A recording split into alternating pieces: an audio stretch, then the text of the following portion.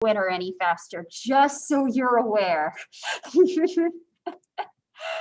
And don't forget too, I brought this up yesterday in research methods, and I think it bears repeating. When has anything this year been a sprint? Just putting that out there. Okay, so the last time we were here, I presented you with a problem with a tumor and a laser. And most people didn't really have an idea how to solve the problem at first. Then I gave you a problem that in terms of its underlying structure and the way that you actually solved the problem was similar. And then for those who required a hint, I also presented a hint how the second problem was solved, and that helped people figure out how to solve the tumor problem. So it turns out, as I kind of showed, this is based off of research by Gick and Holyoke in 1980. And so when we're looking at a control condition, a good majority of people never solve it. If you give them the general story, a few of them get it, but very, very rarely. In contrast, quite a few people who get the general story, they tend to be able to solve the problem. If they get a hint, that helps an even larger group. And a little over 20% never solve the problem, but compare that to almost 90% that never solve the problem in the control condition. So this is what we call analogical problem solving. And this is how a lot of people have looked at research on transfer. So to be able to solve these problems, you actively have to notice the similarities between the current problem and previous problems. Robin, I gotta tell you, those are the cutest little socks. Green is my favorite color, and the hearts. Oh, cool, I like that. They are? Okay, cool. They're both really cute. I like the hearts though, and green's my favorite color.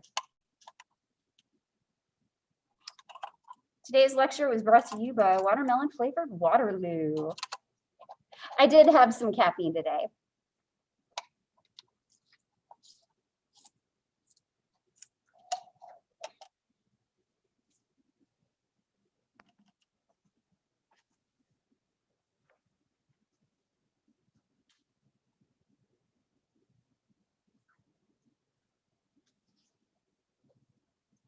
While you're writing stuff down, we are going to have some colder weather next week. Not as bad as it was a couple of weeks ago. It'll be more like in the 50s, like it's supposed to be. My recommendation, really good hand cream for your hands because you're washing them a lot anyway. And cozy, fuzzy socks, especially if they're lined with Sherpa on the inside. I just got 2 pairs from Target today in the mail. I'm very excited. Like, I never used to love socks, and now I'm just like, fuzzy, cozy socks. I need them all the time. Yeah, I know, I'm basic. It's okay.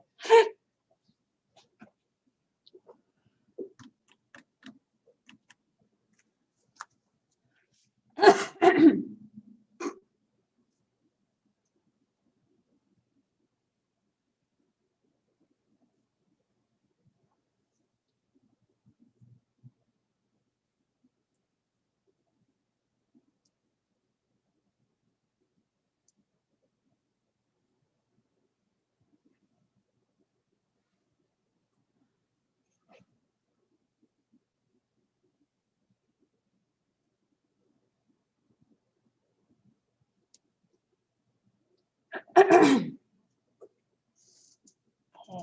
everybody good?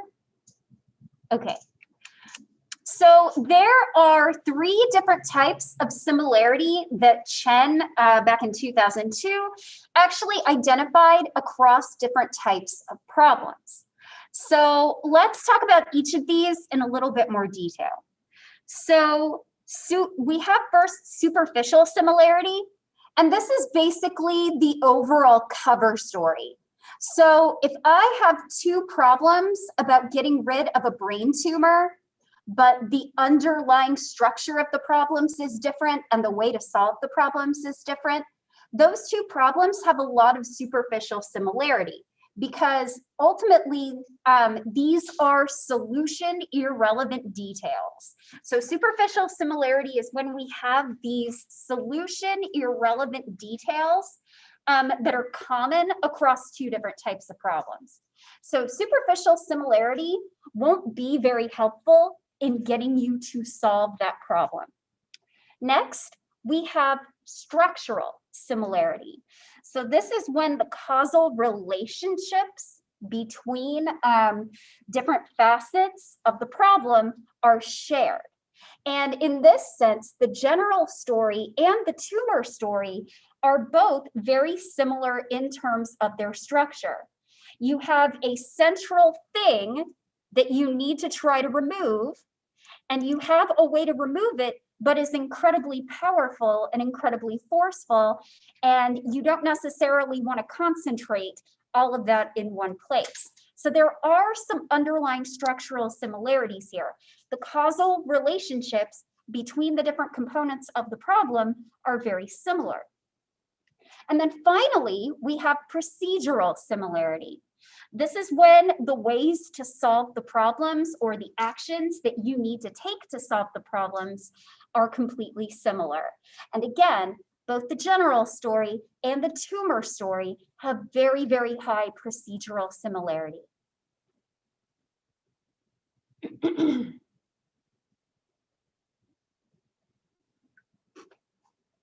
Okay. Now, here's the thing. So you'll kind of notice that when we looked at the data from Gick and Holyoke, that most people require a hint to be able to solve a problem, or they need to be exposed to a similar problem to be able to understand it. Now, why isn't there better spontaneous use? Well, so one of the things that's kind of interesting is that superficial similarity actually plays a role in this. Now, superficial similarity does not necessarily help you solve the problem, but if problems have some superficial similarities, that actually makes people more likely to spontaneously come up with an analogy. So superficial similarities can be very useful in this sense because they encourage spontaneous use. Additionally, semantic closeness also plays a role here. You are more likely to solve the problem if the analogy is semantically close. So our original tumor story was about removing a tumor with a laser. If we present people with a very similar story of a surgeon using things like X-rays or gamma rays, people are actually more likely to engage in analogical reasoning spontaneously than if we give them the general story. So a surgeon using rays has a lot of superficial similarity and has a very similar meaning to a surgeon using a laser to remove a tumor. The general story, while it does have the same underlying structure and the same underlying procedures to solve it, it doesn't necessarily encourage people to use those analogies.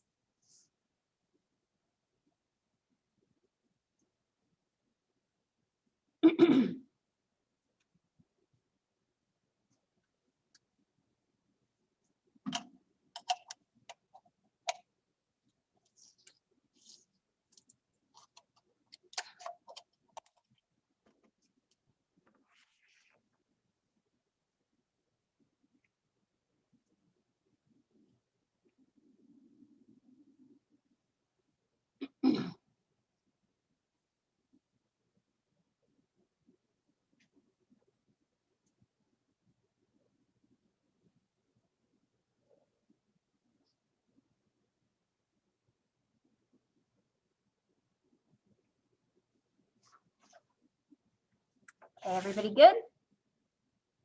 Okay, so how do we improve this? One of the things that does seem to be useful is directly having the participants compare a problem that has the same structure. So they actually have to be not forced, But they have to be encouraged to actually compare the problems and look for similarities and look for differences. So when we go back to the radiation problem with the laser, participants who are actually prompted by the researchers to actually directly compare the two in their mind are going to be more likely to solve it than if they don't. So you actively have to encourage people to make that comparison. If they're not comparing, they can't grasp the similarities. And if they can't grasp the similarities, well, they're not going to solve it.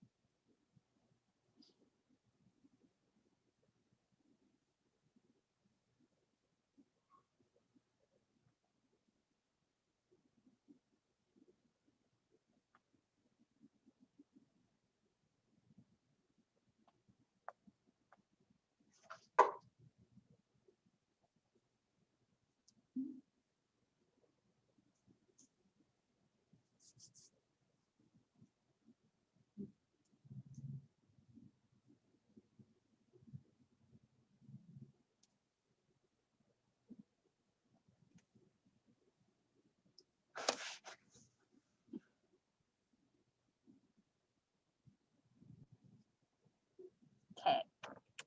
So there are a couple of other things that we also know as well.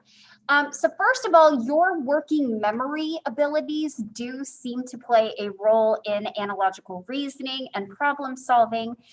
Researchers have actually looked at the role of selective interference in both terms of verbal and pictorial analogies.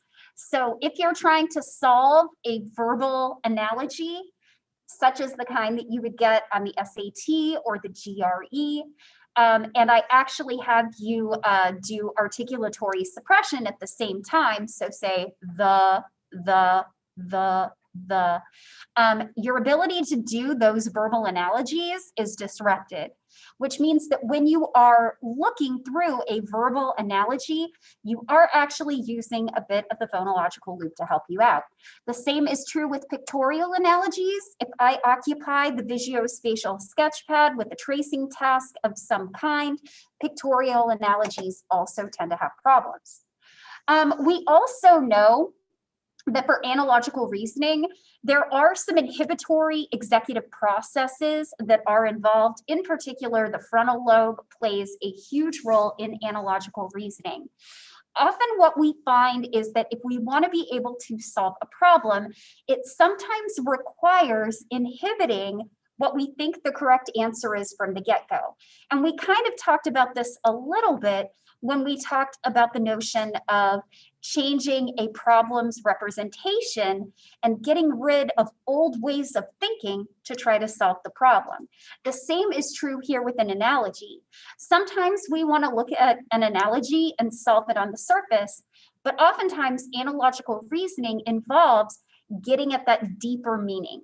And so that means that we're going to need to potentially inhibit those initial feelings or thoughts that we have so that we can actually get to that deeper meaning.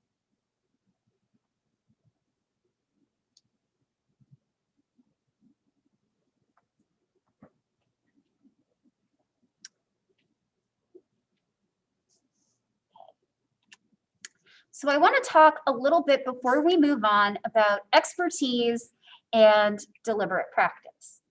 So, one thing I'm going to start with that I kind of want you to read about in McRaney's You Are Not So Smart I want to do something really quick. So I'm going to pull up a video. And I want you to tell me what you think after we watch like maybe a minute or two. Okay. How did they know that's what I wanted? Okay, we're not going to watch a full 15 minutes of this, but I know that certainly when I was in college and American Idol was becoming a big thing, the best thing to do before the actual competition started was to watch the auditions. And so I'm going to show you a few.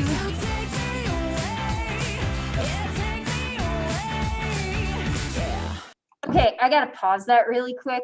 Those were sketchers from 1996. My childhood, my adolescence. Okay, anyway.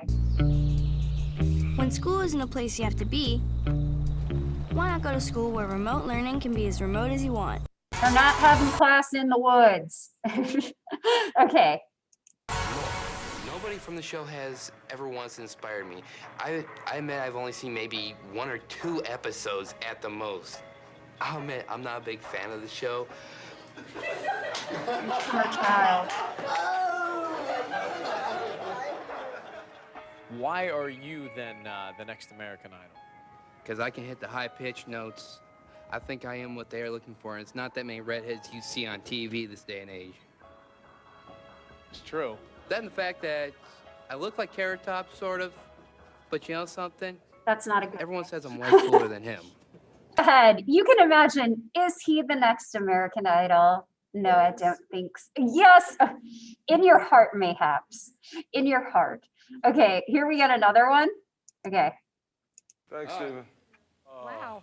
Lean on me when you're not Ottawa, Kansas. strong, and I'll be your friend. I'll help you carry on. No, it won't be long till I'm gonna need somebody to lean on. Oh, man, dude. This has been one of the worst days we've ever had, and you are probably the worst we've had today. But the locals were defiant. Well, the reason I tried out for American Idol is I feel that it's a good way to show off your talent. My mom is here today. She's been very supportive. Misha, how are you feeling about the audition? I'm excited. Yeah? Yeah. How do you think it's going to go? I think it's going to go well. Well, you know, part of it's singing, part of it's image. Tell me about your style here, your look. It's sexy. It's sexy? Yes. To me, the reason I'm sexy is it's more of an attitude, in my opinion. It's not just your look that makes you sexy. It's confidence, it's an attitude, it's just something that you project to people. Does she get any of her talent or her sense of style from you? Oh, maybe. I studied music. I played in the high school band, and I used to sing myself, you know? So you brought sexy once and she's bringing it back. Thank you. Sorry. Hello, Misha. Hi. How are you? So your whole name is... Darwin Misha Reedy. And what do you do, Misha? I'm a student and a writer. What kind of stuff do you write? I've written a novella, actually, about a singing competition. Mmm. Actually, there's a character inspired by you, Simon. Well, no wonder. Oh, wonders never They cease. broke the mold after this one. Oh. Who inspired you to enter this? Let's hear it. Well, okay. Let me go get her. If you were one of the judges and she's saying, "Woo, hi there." Oh, here we go. All right, go for it. Don't you by the pussycat dolls. You want me to leave? No, why? Stay right there. Why don't you okay. just, is that okay? It's fine right there. Great. I know you like me, I know you do. That's why whenever I come around, she's all over you. And I know you want it, it's easy to see. And in the back of your mind, I know you should be on with me. Don't you wish your girlfriend was hot like me? Don't you wish your girlfriend was a I freak never like me? Don't you? No. Okay, So I can't necessarily show all of those, but I think it's really important to bring this up when we talk about expertise. Now, to be fair, and let's be entirely clear, some of those people absolutely know what that show is about, and they want to get their 15 minutes of fame from having a very bad audition. But if you watch a lot of these, some of these people think that they are legitimately good. So here's kind of what happens. And I know that this happens to me. I think I'm a pretty good singer, but I know if I tried out for something like chamber singers, I probably wouldn't do very well because I don't practice. And additionally, like my basis of comparison are people who can't sing on pitch. I can, but that doesn't make me good. But if you don't really get a lot of good feedback about your performance, you might think you're a lot better than you actually are, and you cannot make a clear assessment of what your talent actually is. And this is what we refer to as,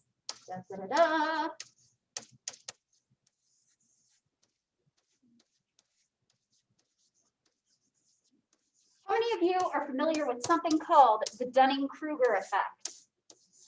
Okay. So the Dunning-Kruger effect is basically the idea that sometimes when you gain a little bit of knowledge in a content area, you suddenly think, and because you have a little bit of knowledge, you have more than you used to, but you haven't necessarily built up a compendium of knowledge. And so it makes you think that you have more skill or more knowledge or more talent than you actually do. And so kind of the example that I like to give. So let's say that you took your general psychology class. So all of you have had general psychology. How many of you felt like after you took the class in general psychology, you were kind of like, I know everything there is to know about psychology? Did anybody genuinely feel that way? Well, some people do. Now, on the other hand, some people get knowledge in psychology. How many of you took Gen Psych and you were like, wow, there's a lot I didn't know. I want to know more. So sometimes it happens that when you get to a certain level of knowledge, you assume that you are much better and you have more knowledge than you do. One of the things that we actually find that experts and additionally people who have a lot of knowledge in a content area, oftentimes the more you know about something, the more you can realize what you can grasp and what you can't. So how many times have I kind of said to you, I have a PhD, I studied this very specific content area for 6 years, but that means I know other things less well. That is a recognition that I'm very specialized in a certain area and I don't know everything. However, if you have a friend who's had like maybe one psychology class or they've graduated with a bachelor's degree in psychology and they're like, I know everything, I'm a psychology major. You don't.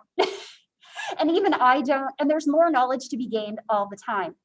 So I think sometimes when you see somebody who goes on to American Idol thinking that they could win it, not realizing that they don't have talent is because A, they probably are better than most people that they surround themselves with. I know a lot of people who I can't carry a tune in a bucket, and that makes me look really good in comparison. But just because I look better than my friends in terms of my singing ability doesn't make me talented. And if I decided, hey, I'm going to forget everything and I'm going to go join Broadway, yeah, good luck with that. It takes practice, it takes training, it takes knowledge. Just because you're good at karaoke night doesn't mean you're cut out to be like a recording artist. So we're going to talk about expertise and deliberate practice. And one thing that I will mention, this topic this semester is especially important to me, and here's why. So when I was in undergrad, how many of you are familiar with the idea of 10 years or 10,000 hours to develop a skill or an expertise in something? You might have heard about it from Outliers. I believe there is a Dan and Shay song with Justin Bieber called 10,000 Hours as well that's kind of based on that. They used to play it on XM all the time. Otherwise, I would have never known. But the original 10,000 hour limit was developed by both Herb Simon and a researcher named Anders Ericsson. Anders Ericsson was one of my professors at Florida State University. He actually taught my cognitive psychology class. I sat in on one of his graduate seminars. He was on my honors thesis committee, and I took a lot of his classes. And unfortunately, he passed away over the summer. And so I'm kind of teaching this section specifically in his memory this semester, because he really shaped a lot of how I approach things. And he also shaped my interest in cognitive psychology. And here's one of my favorite things about him. He didn't believe that people dreamed. He didn't believe that people dreamed because when you woke up, you couldn't tell anybody about it. I thought that was a little hard-lined, but this is dedicated to him. So how does expertise relate to problem solving? So one of the things about expertise is that experts will often spend a considerable amount of time building up knowledge in a specific content area. And this helps play a role in efficient problem solving. So this is going to work really well for those knowledge-rich problems that you need to be able to do.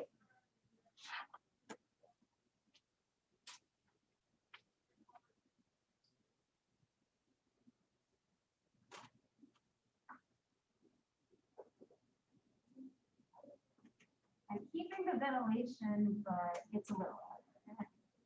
There, that'll help. We've still got some ventilation. It's okay. Sorry, folks, there was some talking out in the hallway, so I thought I'd close the door just a little bit.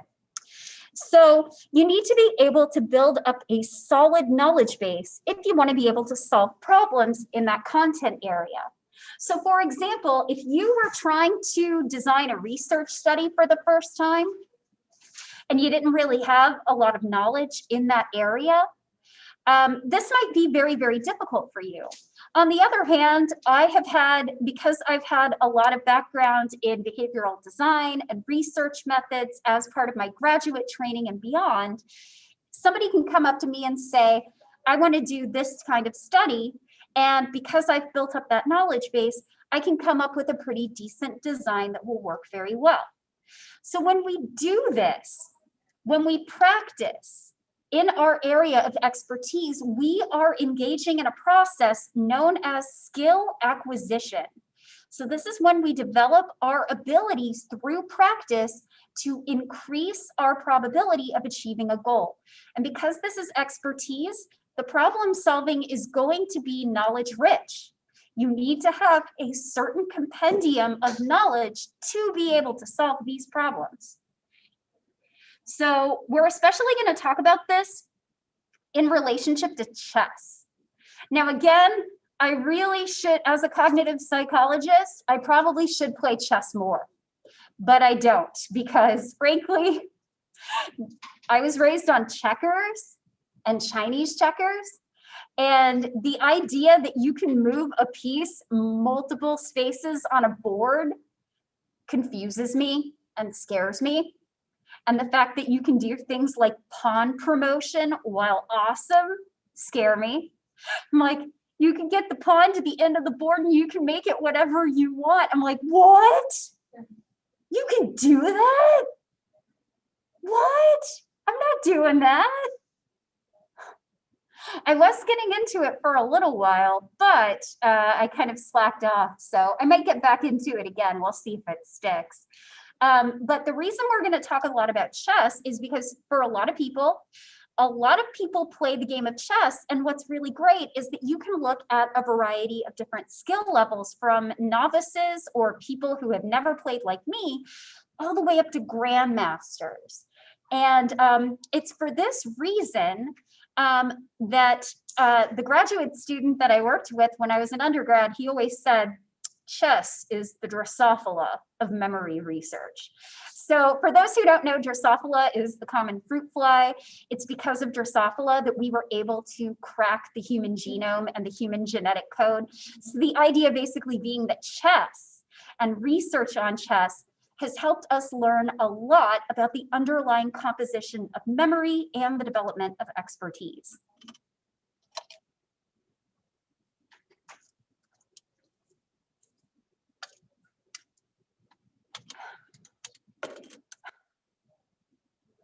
Quit telling me that Apple devices make great gifts. I'm already debating about spending a ridiculous amount of money on an iPad Air, and I don't know if I should.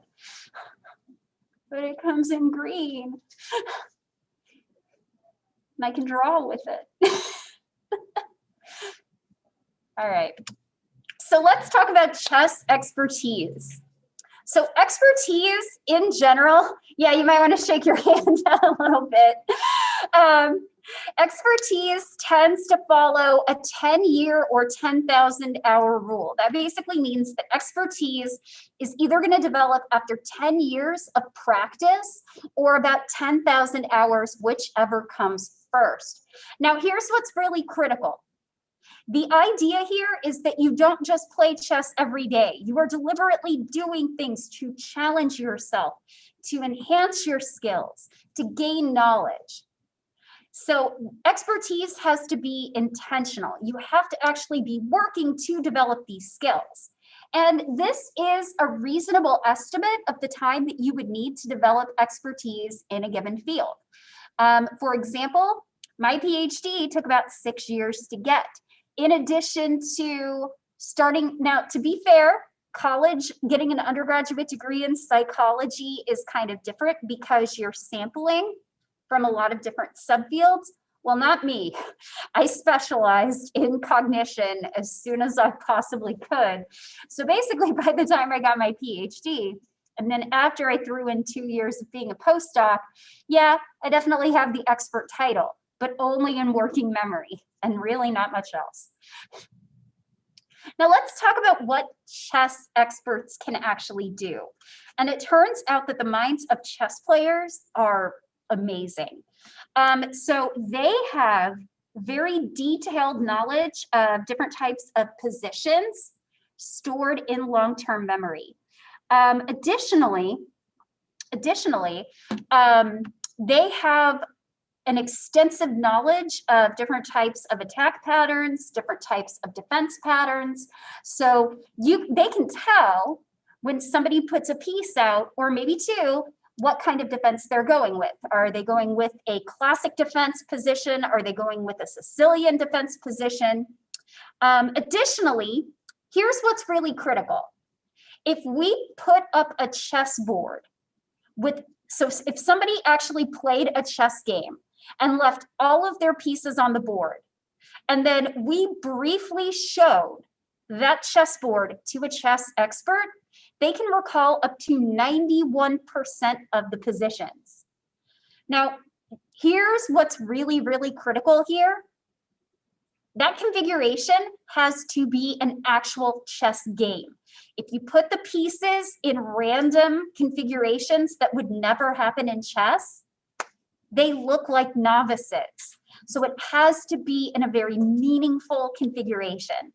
Less expert players tend to make more errors. They only recall about 41% of positions. And if you showed somebody like me who very rarely plays chess, I could maybe get like 2 pieces. And like the horsey is over here. And the one that has like the weird little hat is over here. Now I'm being funny. I actually know that the horse is called a knight and the one with the funny hat is the bishop.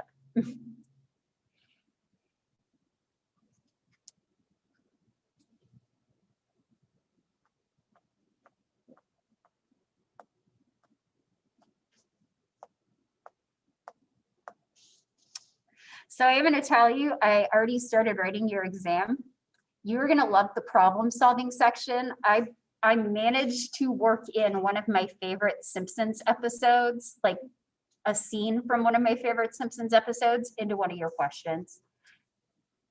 It's probably not as funny as the actual scene. It's still having to be formally written for a test, but eh.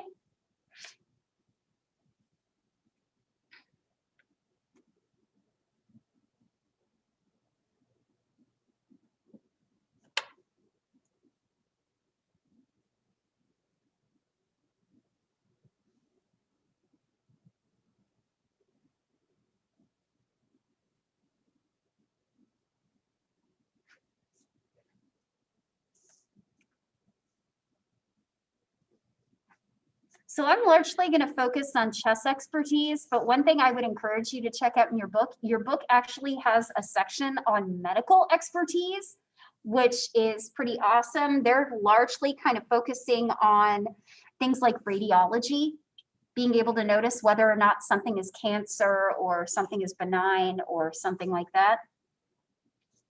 And also things like laparoscopy. Okay. All right. Okay, so one of the ways that we have actually looked at chess is we look at chunking in chess. So I know it was a while ago, so I'll just kind of remind you. So we talked about chunking within the context of short-term memory. And chunking is basically the idea that you can group items together so that you can cut down on storage limitations in memory. So the idea being that if you can group items together into larger chunks, you can get around the very strict short-term memory limits. William Chase and Herb Simon back in 1973 actually found that expert chess players break down configurations of positions into about 7 chunks. And they actually measured the size of chunks by asking chess experts to reproduce positions on the board. So they would show them a configuration, and obviously this would have to be a meaningful configuration of chess pieces on the board. And at that point, the chess experts would take their own pieces and reproduce that configuration. And so they measured the size of chunks that way. And one of the things that they looked at is, so let's say I'm a chess expert, I grab my pieces, I reconfigure part of the board, and then I look back to the chess configuration. So the idea here is that if I have to glance back over, that is a boundary between the chunk that I just made on the board, that I just reproduced, and the next chunk. So every time that I look back at the board to get an idea of what I'm seeing, that is another chunk boundary. So in general, here's what's interesting. Regardless of whether a player is a novice, kind of in the middle level, or a grandmaster, players of all abilities break down the positions into about 7 chunks or so, or at least Chase and Simon thought so in 1973. What's especially important, though, is that while the number of chunks did not differ, the size of chunks differ, and they vary based on expertise. So experts have 7 chunks, just like novice players do, but the chunks that they make are made up of more pieces. So the chunk size for experts is larger than the chunk size for novices. And this is something that I've actually found in my own research as well, is that sometimes we don't see a difference in how many chunks people remember, but we do see a difference in the size of the chunks that they make.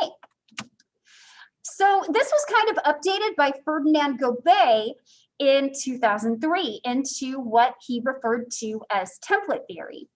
Now, Gobet actually believes that chess players make between 2 and 4 chunks. That kind of fits with Cowan's limit of the magical number 4. But template theory is basically the idea that when you play chess, there are going to become certain types of attack positions and defense positions that you use a lot. And the more that you use them, the more complex you can make that structure, the more knowledge that you have, and thus the structure becomes more complex. So Gobet and Waters believe that what happens is that you develop a template. So according to Gobet, a template is a schematic structure that contains fixed information, what he referred to as a core, and then variable information, which were called slots. This sounds a lot like schema theory, which we talked about in everyday memory. So a schema, or rather a script, is made up of a frame, which is always fixed, and then slots that can be interchanged. So slots actually allow the template to be more flexible than a fixed chunk. And this template, according to Gobet, could actually hold about 10 different pieces, but it could be larger based on knowledge and expertise.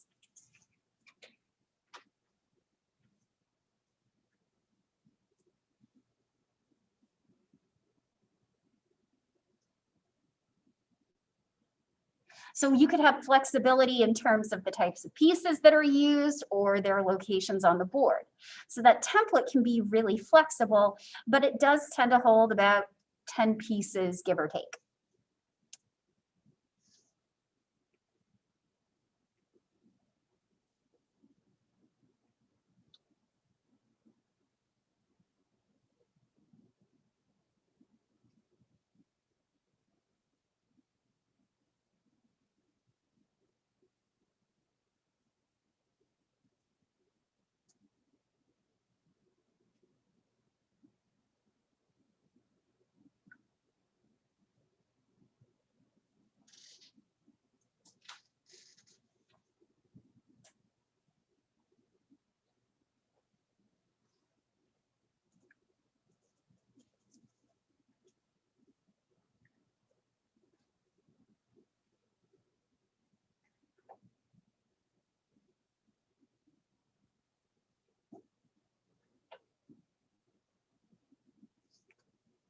Okay.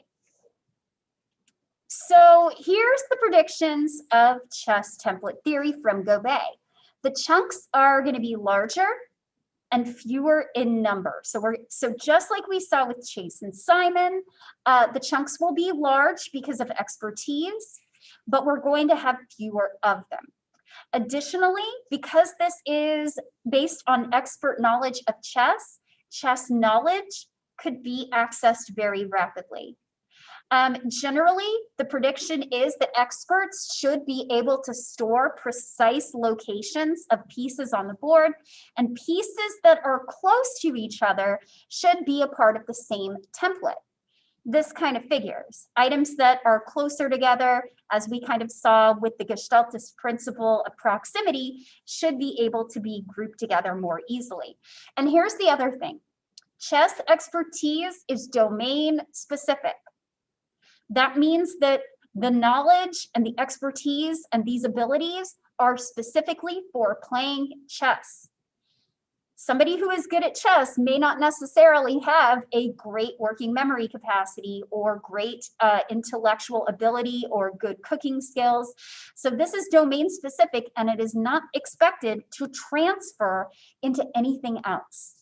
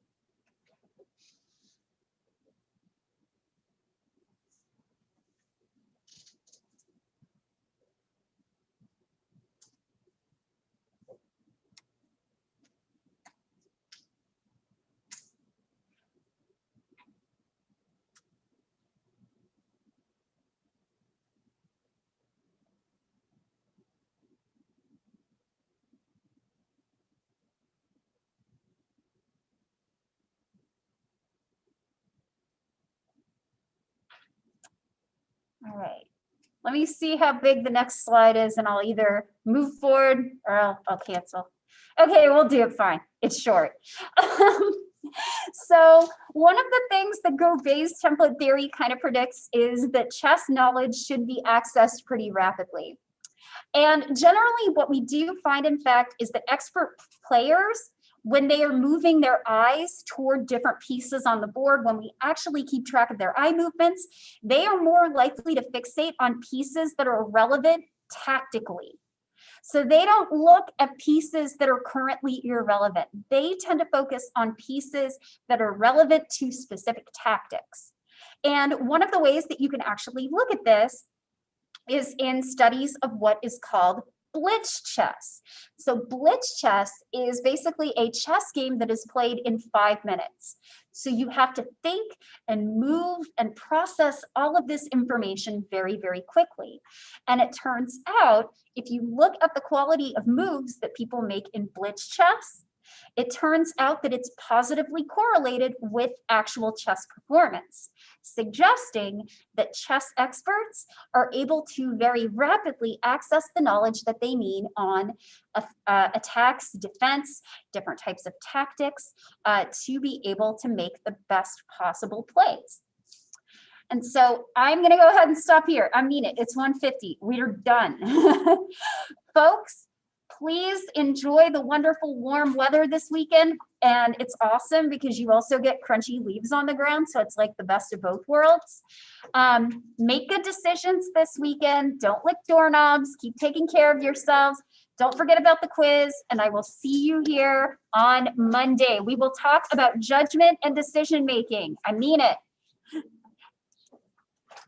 Have a good day, everybody. Take care.